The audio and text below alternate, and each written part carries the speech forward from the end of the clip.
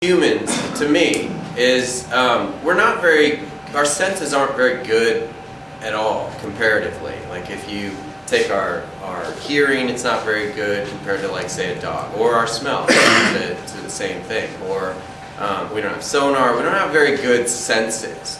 But what we're really good at is perception. So we do the best with what we have, and then we manipulate and perceive. And so the world, and we've been doing this for a long time. So I want to tie together, so we're going to talk about lighting today. And I want to tie together how we've done as humans. So in the last, say, this is like 15th century, so what's that, 300, 400 years? 500, thanks. I'm not much of a math guy, apparently. So you go into early art, and so we have human beings making this stuff, and we want to celebrate our world and how we perceive it. So the thing that's kind of interesting, and I know our head's cut off, but it kind of doesn't matter for the explanation because we're really looking at lighting. So what this artist is doing in that era, and if it's Baroque or Neoclassicist or Classicist, they're all kind of guilty of the same thing until you get a Neoclassicist. It won't get too complicated. The lighting's all completely false. Like, that's not possible for that woman to be lit that well. So the artist is manipulating the lighting to make the subject look a little bit better. So I'm just going to go through a few of these. Oh, that's great. So there's a concept, we can just ignore that. You can't see it because it's too bright in here. There's a concept called chiaroscuro, which is kind of the blending of light into darkness. So in painting, it's something that you see a lot. It's also something you see a lot in photography, and it's also something you see a lot in film. So if you watch shows like The Killing, or if you watch shows like American Idol, the mood of those shows is, a lot of it is dictated by how they're lit. So if you have this dark police drama where they're trying to find the girl that's murdered, then everything is darkened, and the way that it's filmed is done that way as well. Whereas American Idol, they want to, make everything look incredible and bright, and so they're spending a lot of focus and time on lighting. It's something that I'm talking about it in an abstract way because it's not something that we generally think about, but it affects us every day in how we light rooms and how we get around in our world.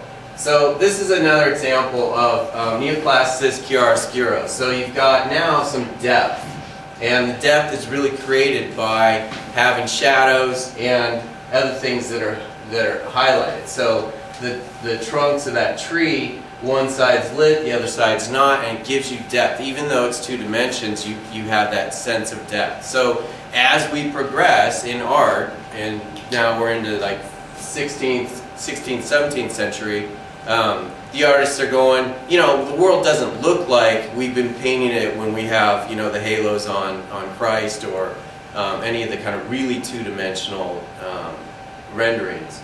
So they start doing an impressionist painting of how it looks to them, and by blending light and dark together to get you some kind of depth. So let's see. Okay, so I did this for a couple of reasons. It's, right? It always draws attention, right? And clearly this is what the artist wants you to look at, because, we don't care about the dudes, we care about her, right? So, and obviously they do as well, and the artist wants you to have that kind of notion that here's where we're drawing the attention to. So when we get into landscape lighting, if you have a subject, or you have an entrance or something architectural that you want to draw attention to, you're doing some of the same things. Let's see what we got next. So this is actually a photograph of a lot of uplighting. We've got changing colors and arcing trees that are in their transition in fall, which obviously show pretty well. But I put this up because it's kind of distracting, because one of the things that you do with landscape lighting is you also have to provide safety, so they've got all these path lights that are kind of distracting to look at. If you're actually there, it changes because you're not going to look at them. When you photograph, landscape lighting doesn't photograph well because inevitably you're going to have one of the lights in there. But it's obviously pretty dramatic to have all of those trees uplit as well as they are. So if we're doing any kind of balance, I usually think of when we're doing a design. We get asked to come out, can you put in landscape lighting for us? A lot of times what that means is I'm coming out to paint the canvas. I've got to go look at their yard, look at the architecture, look at the roof lines, look at the symmetry of how they've been landscaped, either poorly or well. And if they don't have anything, then I need to provide it. So I got to give them something to light up, or I have to pull attention out to something. So if you see in the foreground here, we've got a rock that's lit, which is kind of a strange thing to light. I mean, what's the point other than to finish that canvas? So if everything is drawn to the house, and all we're doing is getting lighting architectural features, then it's just a black landscape in the foreground. So maybe you see it during the day, but at night, as soon as you light one thing, everything blacks out. And instead of what art does, so if we're looking at the woman's cleavage because it's lit well, what lighting does is we look at the blackness because it's not lit well. It's something that we tend to do because we don't tend to. If I ask you all to go look at that light, you can only do it for so long before you're like annoyed, right? So we have a tendency to not look at light, but we're almost drawn to the darkness. It's kind of a weird thing that happens. So as I'm lighting a landscape, I need to paint the full canvas. And a lot of times the way to do that is, this is a path light, so the name implies that you are lighting a path, but it's really one of my least favorite fixtures because I got to look at it during the day. You know, it's usually, it can be architectural, I suppose, but it's still something that sticks up and inevitably is crooked. And it kind of bugs me to see them all crooked, so I don't really like using them. But it's a nice thing to use to pull your attention out into the foreground and finish that canvas. I think that may be the last one, I don't know. So then we'll go, okay, we'll just leave that blank. So if I've got a painting, so this is Renoir. And you know, he's finishing the canvas. It's another example of impressionism where this isn't how the world looks. Thank you. It isn't how the world looks, but what Renoir and Monet and all the French impressionists were doing, were getting tons and tons of layers of paint on to give you depth perception. And if you look at the brush strokes, you can kind of see that there's depth, and you bring in some of that chiaroscuro where there's some texture and definition, and it starts to make things three-dimensional. So the last thing I'll talk about, if I'm not too all over the place for you, is LEDs.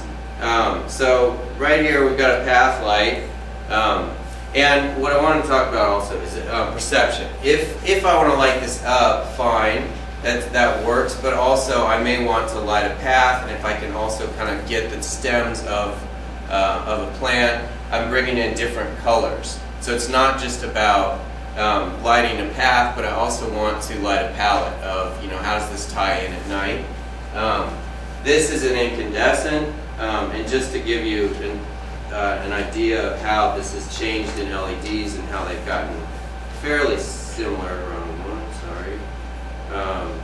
they've really worked on matching colors. So that is an LED, and it's really not as freaky blue as they initially were. So they've worked really hard to get back to the yellows, which is what we're used to, because for most of our existence we've been lighting fires. So we're used to oranges and yellows, which is where we're at with LEDs. We can change, I can't really get into it because I got to wrap up, but we can change how we light something, but generally we're trying to do it indirectly. We don't want hot spots, we don't want our attention to be here, we want it to be kind of lifted out so that, you know, it's utilizing the fixture as much as possible. So if I get further away and I hit more of it, it might do a better job. If I'm really specifically lighting some kind of a sculpture or whatever, I might get in fairly close to it. So I think I'm about out of time. I hope that wasn't too confusing or abstract for you all, but John and Sunshine Irrigation and Light, 214-7840.